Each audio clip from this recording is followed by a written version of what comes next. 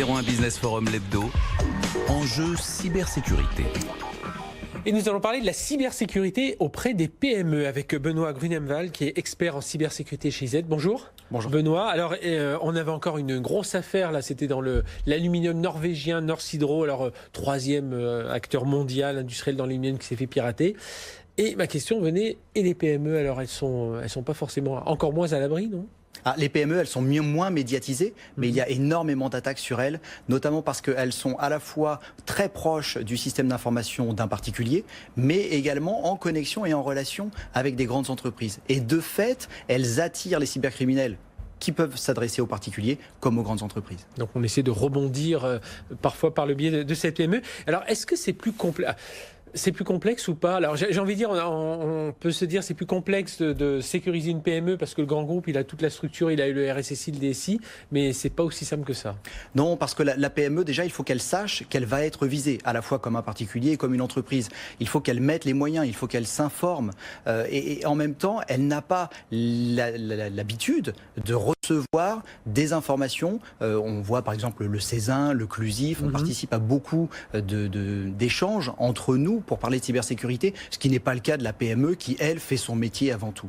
Et pourtant, les PME, ils ont le RGPD, enfin ils sont liés à tout ça. Hein. Complètement. D'ailleurs, si on prend un exemple très simple, on a une agence de voyage par exemple, et lorsque l'on veut partir en voyage, eh bien on va lui envoyer une copie de son passeport, on va lui donner son nom, son prénom, sa date de naissance, on va lui donner ses coordonnées bancaires. Ce qui fait que si la PME n'a pas les bons réflexes, elle peut tout à fait être soumise au RGPD si les données qu'elle détient sur nous se retrouvent dans la nature.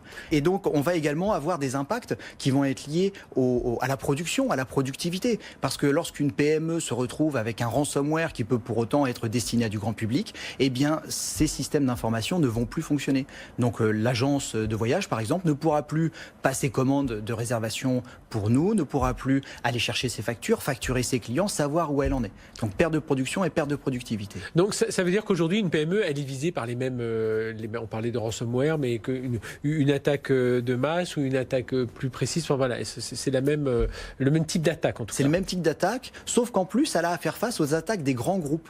Parce que lorsqu'on a une PME, il y a une technique que l'on appelle la technique du fournisseur, le supply chain, où on va essayer de rentrer dans la PME qui forcément est moins bien protégée que le grand groupe que l'on va chercher à viser. Et grâce à cela, on va pouvoir s'introduire dans la PME qui va ensuite nous servir de cheval de Troie pour aller attaquer la finalité que sera le grand groupe. Alors derrière, comment faire pour une PME ? Alors la solution simple, c'est s'adresser à un fournisseur et il s'occupe de tout. C'est pas aussi simple que ça parce qu'une PME, elle a peut-être des utilisateurs nomades. Enfin voilà, il y a tout il faut vraiment réfléchir à la sécurité à 360 degrés. Voilà, c'est quoi les solutions aujourd'hui pour les PME ? Effectivement, il faut réfléchir sa sécurité à 360 degrés et c'est ce que font les grands groupes parce qu'ils mettent les moyens. Le plus simple est déjà de se renseigner, de savoir où sont ces vulnérabilités. Il y a par exemple le site de l'ANSSI, l'Agence nationale pour la sécurité des systèmes d'information, qui est très bien fait, qui édite notamment un guide d'hygiène informatique. En prendre connaissance permet déjà de se rendre compte de là où on va devoir mettre des moyens. Il y a également cybermalveillance.gouv.fr avec qui nous sommes partenaires. On a des groupes de travail avec eux et on édite des fiches, des kits de sensibilisation qui permettent de donner des informations à la fois aux particuliers, mais on sait qu'un particulier est un maillon de la chaîne de sécurité en entreprise. Et puis ensuite, il faut s'adresser à un professionnel. Oui. On a 3000 partenaires en France, 3000 partenaires agréés. Allez les voir et là, commencer à discuter de sa problématique de sécurité va permettre d'avancer grandement.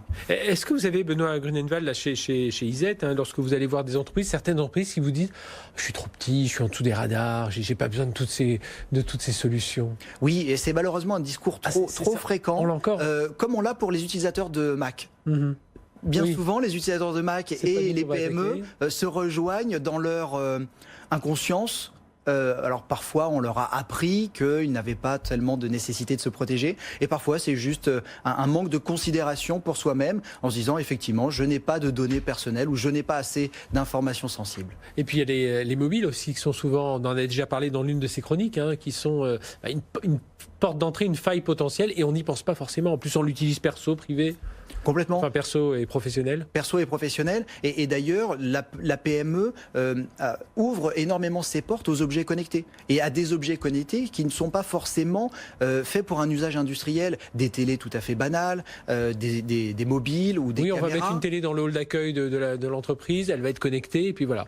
Exactement. Et cela va permettre encore plus de pouvoir pénétrer dans cette entreprise et pourquoi pas pénétrer dans un grand groupe par la suite. Voilà, on espère qu'on aura alerté tout le monde. Benoît Grunenwald, merci d'avoir été avec nous, expert en cybersécurité chez IZ, et donc s'adresser à des professionnels. C'est ce qu'on va vous conseiller, c'est ce qu'on vous conseille aussi, même à titre personnel. Merci de nous avoir éclairé sur ces enjeux cybersécurité auprès des PME.